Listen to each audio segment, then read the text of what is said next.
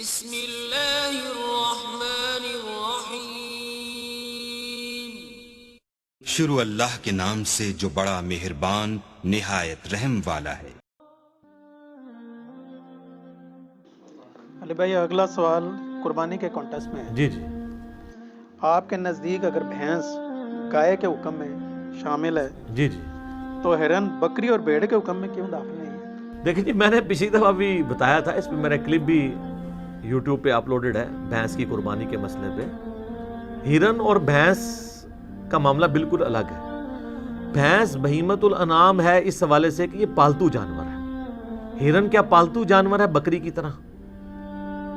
ٹھیک ہے، اس کے کھر کٹے ہوئے ہوتے ہیں، وہ بھی مویشیوں میں آتا ہے، لیکن ہرن پالی تو نہیں جاتی سر، وہ تو اتنی تیز بھاگتی ہے کئی بار شیر کو نہیں پکڑائی دیتی۔ آپ ہرن کو پال سکتا ہے؟ ٹھیک ہے نا۔ بھینس گائے کے حکم میں اس لیے داخل ہے کہ بھینس بھی مویشی ہے، وہ جو پالتو ہے، اور یہ میری اپنی نہیں ہے، یہ سلف کا اس کے اوپر اجماع ہے۔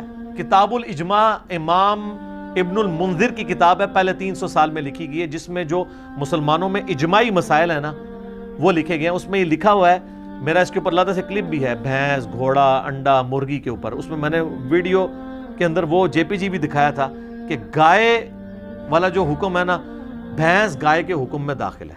ایون زکوٰۃ جو لی جاتی ہے، کلیکٹ کی جاتی ہے کہ اتنی آپ کے پاس گائے ہوں تو اتنی زکوٰۃ ہے، بھینسوں کا بھی وہی کیٹیگری ہے۔ یہ چونکہ یہ اس علاقے کا جانور ہے، بھینس تو جناب عرب ملکوں میں رہ بھی نہیں سکتی جتنی وہاں پہ گرمی ہوتی ہے، کیونکہ اس کو تو آپ کو پانی مارنا پڑتا ہے۔ ایون آپ دیکھیں یہ بھینسیں جو آپ ذبح کر رہے ہوتے ہیں نا، اس دوران مکمل ایک بندہ پائپ لے کے اس کے اوپر کھڑا ہوتا ہے اس کو ٹھنڈا کرنے کے لیے، پھر وہ بیچاری چونکہ یہ پانی کی بڑی دل داتا ہے نا، بھینس کو گرانے کا، یا بھینس بھی نہیں، بھینس سے ہی ہوتا ہے زیادہ تر۔ کٹیاں تو بہت تھوڑے لوگ، جو دودھ دینے والی بھینسیں تو کوئی نہیں کرتا، تو اس کے اوپر مسلسل پانی ڈالتے رہتے ہیں نا، وہ اسی میں خوش ہوتی رہتی ہے، اور نیچے جناب کسائی اس کو ڈال کے کھینچ کے گرا لیتے ہیں۔ ٹھیک ہے، کیونکہ یہ پانی کے بغیر نہیں رہ سکتی۔ گائے ذرا سخت جان جانور ہے ایز کمپیئر ٹو بھینس کے۔ بھینس بہت نرم مزاج ہے، اس کے تو بڑے آپ کو نخرے اٹھانے پڑتے ہیں، تھوڑا سا مسئلہ مس ہینڈل ہو جائے بیمار ہو جاتی ہے۔ لیکن یہ لازم بات ہے کہ دودھ اس کا گاڑھا ہوتا ہے، ہم تو زیادہ پسند کرتے ہیں۔ ویسے میڈیکلی گائے کا دودھ بہتر ہے، لیکن یعنی یہ میں علمی بات کر رہا ہوں۔ جذباتی جو ڈاکٹرین ہے نا کھانے پینے میں آپ جذباتیت کر سکتے ہیں، تو مجھے تو گائے کی دودھ پتی کا مزہ ہی نہیں آتا، بھینس کے دودھ کا جو مزہ ہے، اس کی بلائی کا جو مزہ ہے، یہاں پہ آپ جذباتی ڈاکٹرین چلا سکتے ہیں، لیکن اتنی نہ ہو کہ کولیسٹرول آپ کا بڑھ جائے۔ تو اس لیے گائے کے حکم میں بھینس داخل ہے قربانی کے اعتبار سے۔ ہرن چونکہ ایک قسم کا جنگلی جانور ہے، اگرچہ وہ مویشی ہے، دودھ دیتا ہے، لیکن بکری کے اس طرح قریب نہیں۔ بکری کے جو قریب چیز تھی وہ نبی علیہ السلام نے بیان کر دی۔ آپ کو مزے کی بات بتاؤں، سورۃ الانعام میں اللہ تعالیٰ نے 4 اقسام بتائی ہیں بہیمت الانعام کی: بکری، بھیڑ، گائے اور اونٹ، لیکن اس میں مینڈے کا ذکر نہیں کیا۔ بخاری مسلم اٹھا کے دیکھیں، نبی علیہ السلام تو چتکبرے مینڈے قربان کرتے تھے، تو مینڈا جو ہے وہ نہ بھیڑ ہے نہ بکری ہے، لیکن نبی علیہ السلام نے اسے اعزازی طور پر بہیمت الانعام کی شکل میں داخل کر دیا ہے بکری اور بھیڑ کے حکم میں۔ قرآن میں تو مینڈے کا بھی ذکر نہیں ہے سر۔ اگر کوئی کہتا ہے 4 کے علاوہ ہوتی نہیں قربانی، تو نکالے مینڈا کہاں سے آیا؟ وہ بخاری مسلم سے آیا۔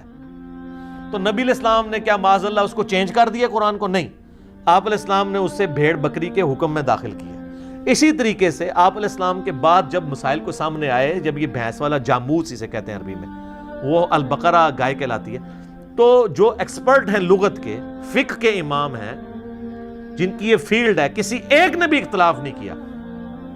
اب 14ویں صدی میں آگے چند اہل حدیث اس مسئلے کو لے کے تو گھسیٹ رہے ہیں، سارے اہل حدیث بھی نہیں، اور کہہ رہے ہیں وہ جاموس جو ہے وہ پاک تو ہے، اس کا گوشت بھی حلال ہے، لیکن قربانی نہیں ہوگی۔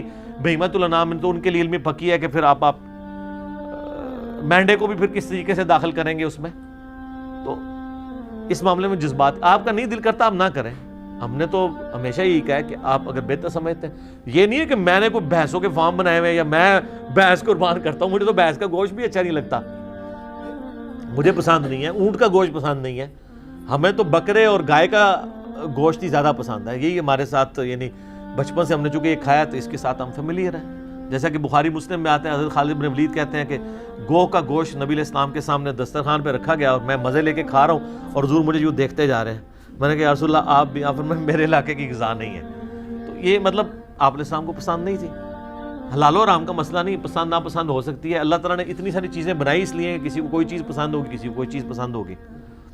تو ہرن کی کمپیریزن کروانا اس اعتبار سے کہ جس طرح بھینس کو داخل کر لیا، یہ بیسیکلی وہ ہمیں پھکی دے رہے ہوتے ہیں کہ اگر تم نے بھینس کی یا بھینسے کی یا کٹے یا کٹی کی قربانی کو جائز سمجھ لیا تو کل کو تمہیں ہرن بھی ماننا پڑے گا۔ ہرن کا کوئی لینا دینا ہی نہیں، ہرن کون پالتا ہے؟ وہ تو ٹوٹلی ایک جنگلی جانور ہے، اس کا کوئی اس سے لینا دینا نہیں ہے۔ ٹھیک ہے جی۔ اچھا ایک اور مولانا سے سامنے آئے، انہوں نے کہا جی دیکھیں جی یہ سائنس کی بڑی بات کرتے ہیں تو، اور یہ کہتا ہے گائے جو ہے وہ بھینس گائے کے حکم میں داخل ہے، تو میں اس کو یعنی میڈیکلی پروف کرتا ہوں کہ ان کا آپس میں کراس نہیں کروایا جا سکتا۔ اچھا اور پھر ساتھ مثال دیتے ہوئے وہ کہتے ہیں جناب دیکھیں آپ گھوڑے اور گدھے کا کراس ہو سکتا ہے، خچر بنتا ہے نا اس سے، تو اس کی فیملی تو آپ ایک کہہ سکتے ہیں۔ تو چلیں اگر یہ بات مان لیں تو گدھا تو حرام ہے، گھوڑا حلال ہے۔ اگر ان کی فیملی ایک ہے تو خچر اور گدھا کیوں نہیں حلال؟ اس لیے کہ شریعت سے ہمیں پتہ چلا کہ گھوڑا حلال ہے، اور گدھے کے بارے میں بخاری مسلم میں آتا ہے کہ نبی علیہ السلام نے غزوہ خیبر کے موقع پر اس کا گوشت حرام فرما دیا تھا۔ اس طرح کی مثالیں نہ دیں۔ اس وقت لغت کی اور فقہ کی بات ہو رہی ہے کہ جو اہل علم ہے، اور جب اجماع ہے نا جی، اجماع کا منکر تو جو ہے نا وہ اب آپ خود ہی فیصلہ کر لیں۔ وہ کہتے ہیں جی اس پہ تو اجماع ہے کہ بھینس گائے کے حکم میں داخل ہے۔ وہ کہتے ہیں لیکن ہم اس اجماع کو صرف زکوٰۃ کی حد تک مانتے ہیں، اس کے دودھ کے حلال ہونے کے لیے مانتے ہیں، اس کو ذبح کر کے گوشت کے لیے مانتے ہیں، قربانی کے لیے نہیں مانتے۔ حالانکہ سلف میں ہمیشہ اتفاق رہا ہے اس کی قربانی کے بارے میں بھی۔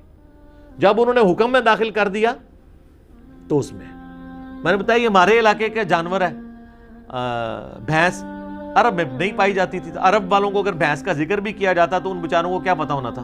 اب کئی جانور ہیں جن کا ذکر قرآن میں نہیں موجود ہے، آپ سے اگر پوچھا جاتا تو اس کا ذکر ہونا چاہیے۔ مثلا شیر کا ذکر نہیں ہے قرآن میں، ہاتھی کا ہے، بکری کا ہے، اونٹ کا ہے، خنزیر کا ہے، شیر کا ذکر نہیں ہے جو جانوروں کا بادشاہ ہے، کروکوڈائل کا نہیں ہے، زرافے کا نہیں ہے۔ تو زرافہ کیا ہے ویسے؟ زرافہ بھی سبزی خور ہے، حلال ہے۔ لیکن اگر کوئی کہ یار اگر اونٹ اور زرافہ ملتے جلتے ہیں تو ان اونٹ کی کیٹیگری میں نہ، زرافہ پالتو نہیں ہے، وہ جنگلی جانور ہے۔ تو بہیمۃ الانام کا مطلب پتہ کیا ہے؟ بے زبان پالے ہوئے مویشی جس سے آپ کی گزر بسر ہوتی ہے۔ یہ ایگزیکٹ جو بہیمۃ الانام ٹرم ہے نا وہ اس سے ریلیٹڈ ہے۔ اس کیٹیگری میں نہ ہرن آتی ہے نہ زرافہ آتا ہے، بھینس آتی ہے۔ ویسے بھینس بھی جنگل میں ہوتے ہیں، وہ سر گائے بھی ہوتی ہیں۔ ہم نے تو ہمیشہ یہ دیکھا نا یہ پالتو ہیں، جنگل میں بھی ہوتی ہیں۔ میں یعنی ایسے جنگلات کے اندر گیا ہوں کہ جہاں پہ انہوں نے یعنی گائے چھوڑ دی ہیں، اب وہ اتنی زیادہ گائے باندھ چکی ہیں سر وہ گائے کو پکڑ ہی نہیں سکتا۔ شیر کو پکڑنا اس گائے کو پکڑنا برابر ہے۔ یہ والی گائے تو اتنی تیز بھاگ نہیں سکتی، وہ چونکہ جنگلوں میں خود رہی ہوئی ہیں، تو ایون جنگل میں مرغے بھی ہوتے ہیں، آپ کو پتا ہے؟ یہ ہمارے والے جو پالتو مرغے ہیں اس میں ان مرغوں میں بڑا فرق ہوتا ہے۔ اچھا بعض لوگ یہ پوچھتے ہیں کہ مرغی قربانی کیوں نہیں ہوتی؟ بھئی مرغی حلال ہے، حلال ہر حلال چیز کی کوئی قربانی کا معاملہ تو بالکل الگ ہے۔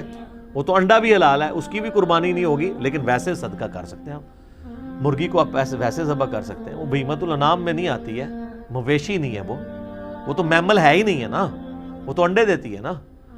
میملز تو وہ ہیں جو بچے دیتے ہیں اور دودھ پلاتے ہیں اپنے بچوں کو، جس طرح یہ مویشی ہیں۔ تو اس لیے یہ دو ڈیفرنٹ چیزیں، اچھا ہو گیا اس کو کلیریفائی کر دیے۔ باقی ہم نے علمی دلائل رکھنے تھے، آپ کی مرضی، ہم نہیں آپ کو زبردستی کہتے کہ آپ بھینس کریں، نہ میں خود کرتا ہوں، ہم تو بکری کرتے ہیں، آپ گائے کریں، بکرا کریں، اونٹ کریں، لیکن اس کے اوپر فتویٰ نہ لگائیں۔ ٹھیک ہو گیا؟